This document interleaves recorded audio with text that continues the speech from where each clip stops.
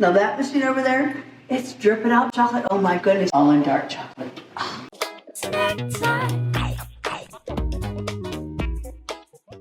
Hello lovers, welcome back to Travel Snacks. Today our journey takes us from St. Augustine, Florida to Daytona Beach, Florida. And in this episode, I learn something about Daytona beaches that I never knew and I feel some type of way about. And also we take a tour of a chocolate factory.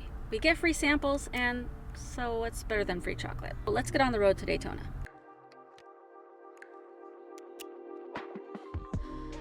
Okay, once I got into the Daytona Beach area, it started to get like light and beachy, like a beach community feel. So before I got to Daytona, I was trying to find out where specifically I could go into the beach and where I could park for that. That was free parking. I noticed that it was like some free parking spots in certain areas, but then there was paid parking, and some of the paid parking said that it was parking on the beach, like on the actual sand of the beach. And I was like, what? I was not going to pay for that because it was like $20 a car. But I really was curious about what that's about. So I parked my car in a hotel parking lot just for like 5 minutes.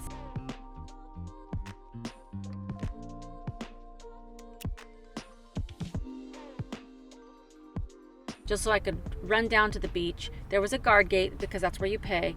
And then I was like, can I just take a quick picture and a video of the beach? And they're like, sure. You just drive into the sand and then you go left or right and you just park your car like on the shore.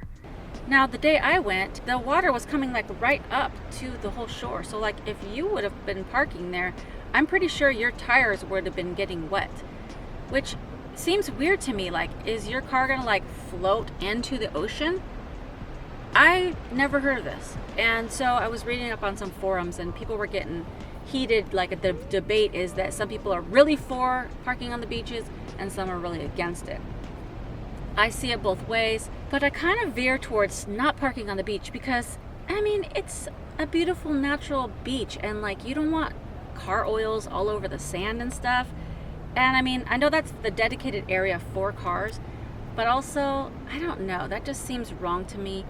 I've never really heard of that, so maybe I'm just not used to it. But I also know that it can be very hard to have a lot of spots to park near the beach because in this area, there's lots of hotels.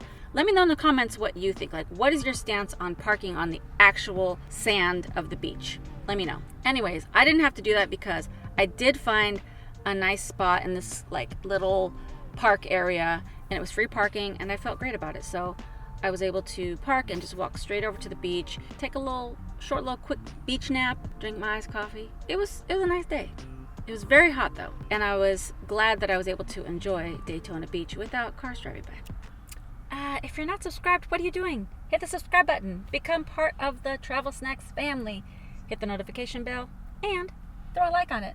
Holy, it's hot. It's only 77 degrees, but there's like 70% humidity and it's like so hot. It's been like 30s and 40s on this trip and like now it's been in like 70s and 80s. I only brought one pair of shorts. This is bad. And last night when I was sleeping, it was warm. So I think I need to go to Ross or Burlington Coat Factory to get some just like lightweight shorts. And also because I have gift cards to those stores, low key. It's just hot. Like it's hot. Also, I've discovered a rash on my chest area. And usually I'll get a rash if I use sunscreens that contain oxybenzone. But I bought a specific suntan lotion that does not contain that, and my chest is still burning and itching. So maybe I just didn't use enough the other day. My chest and neck feels like it's on fire. So that's why I have to wear this sweater around my neck like an old lady on the beach.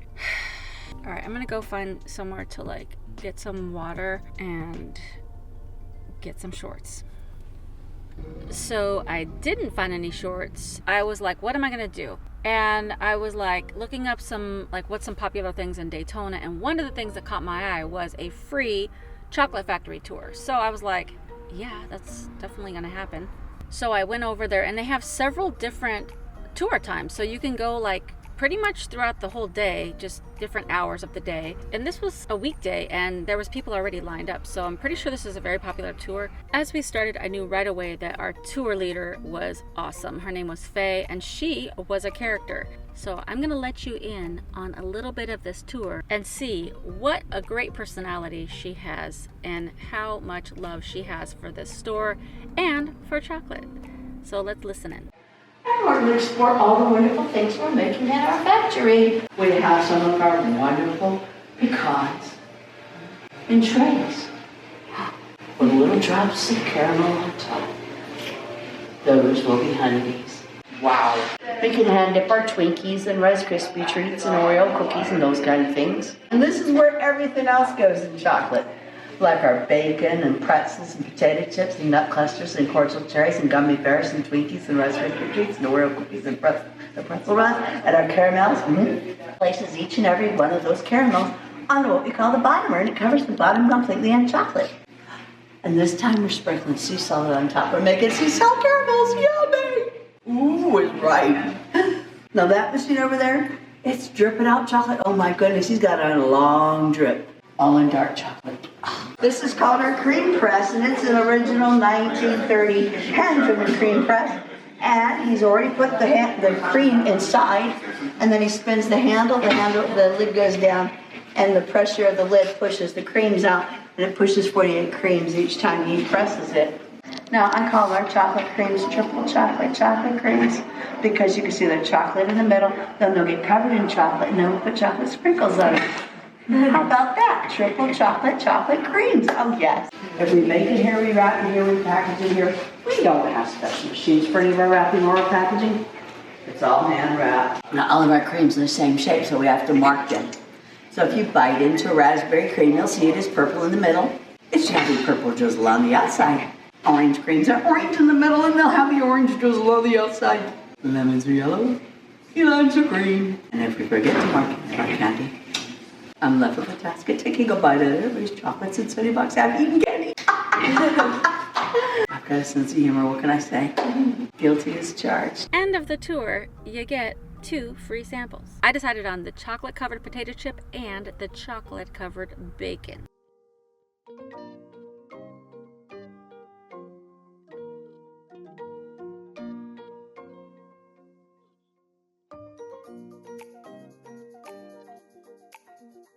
Delicious.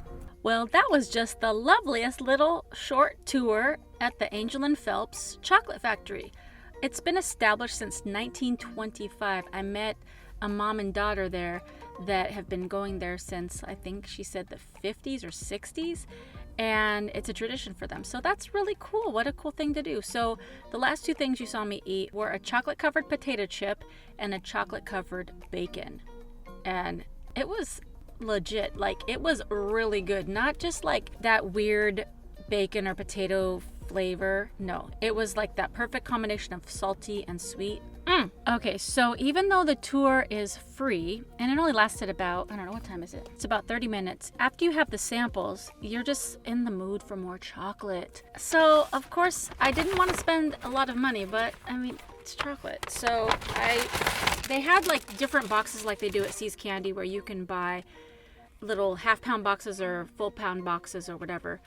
But I just wanted to get a few pieces and try not to spend like a grip of money on chocolate. So I got a little Build-A-Bag, and I think it works out to be about $1 each chocolate, which is a lot of money, but also, I mean, I just wanted some good chocolate. So I got key lime cream, which I'm not into creams, I told the lady, but when she was describing it in the tour, she was saying that these creams, you're not going to bite into it and be like, what is this weird flavor? It's going to taste like the actual fruit. So I love key lime, like key lime pie. So I was like, okay, I got to get this one. And then I wanted to get one of their, it's called a honeybee, and they use nuts and chocolate and caramel. She recommended the cashew honeybee. And then I was like, okay, if you could get only just 2 other chocolates, which one would you get? She said, get the dark chocolate lemon cream, which I love dark chocolate, and lemon's always a hit. And then she told me to get the champagne truffle, which You know, I don't drink, but I mean, champagne truffle just sounds high class. And it's got like sparkles on it. All right, so we're gonna do a little taste test, and then I got a little surprise in the bag after this. Cashew honeybee. All right, it's good, but it tastes like kind of any other like turtle type chocolate with nuts. That's good. Key lime cream. Yeah, that's good. That does taste like key lime pie. That is good. Dark chocolate lemon. Oh yeah. Yum. I'm gonna have to start my car soon because it's hot and my chocolates are melting in my hands. A champagne truffle. Okay. It's like a little bit more dense of a cream, but oh, that's decadent. That is delicious. You know what this tastes like? This tastes like a cherry cordial, but without the cherry. And I'm not usually into that, but this is onto something. Like, this is good. All right, so I'm super excited about this because I'm really not into this, but I saw it and I just felt like I had to get it and try it. It is a milk chocolate covered Twinkie. So let's open this thing up and take a bite. I haven't even had lunch, so this is kind of like a good situation. Chocolate covered Twinkie. Here we go.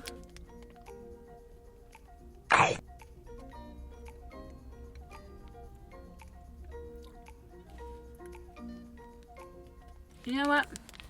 It's good, but it's almost like the chocolate is overpowering the taste of the Twinkie. Once you start getting into the cream filling part, then it starts to have more flavor. Would I get this one again? No, because it was like $3.50. I think I would have rather gotten some more of the chocolate covered potato chips or even the chocolate covered bacon, because this is good, but it's like super sweet. And yeah, it's okay. But I think my favorite of all these chocolates, probably the lemon, the dark chocolate lemon. I definitely recommend going to Angel and Phelps.